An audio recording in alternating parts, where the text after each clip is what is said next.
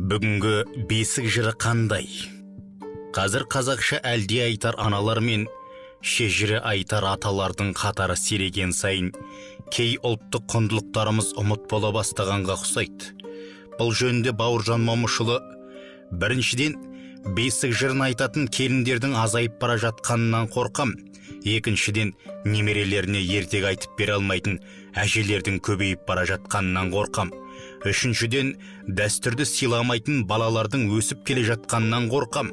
Өйткені бесік жырын естіп, ертегі тыңдап, дәстүрді бойына сіңіріп өспеген баланың көкірек көзі көріп олама деп қорқам деген. Иә, ұмыт бола бастаған ұлттық құндылықтарымыз батыр бабамыздың да қабырғасын қайыстырғаны бекер емес. Біздің де айтпағымыз осы.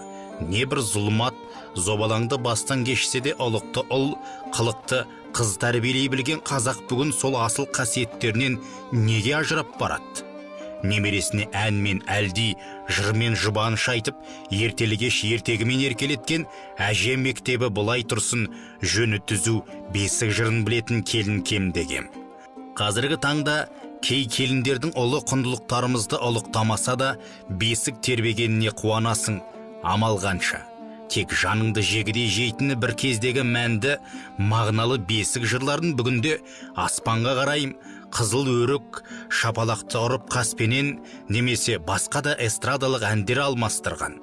Ал сосын бесікте бесік жырын тыңдамай тау көтерген, толағай жайлы ертегі айтсаң түсінбейтін ұрпақтан қандай ұлтжандылық күтпекпіз?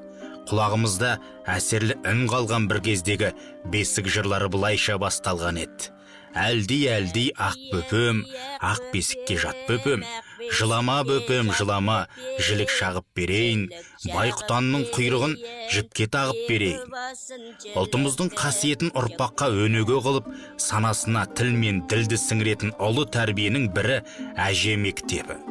Әже мектебі деп отырғанымыз өмірден көргені мен түйгені көп әже тәрбиесі. Әже тәрбиелеген бала сөздің қадірін біледі дейді халық даналығы. Бүгінгі теледидар ғаламтор тәрбиелеген бала мен ата әже тәрбиесін көрген баланың арасы жер мен көктей. Әже мейіріміне бөленген бала қамқоршыл, көпшіл, ақ көңіл келсе, жастайынан ғаламтор мен экраннан көрсетілген түрлі құбыжықтарға санасы шырмалған баланың ашушаң, дөрекі келетіні күнделікті өмірден ақ көрініп жатыр.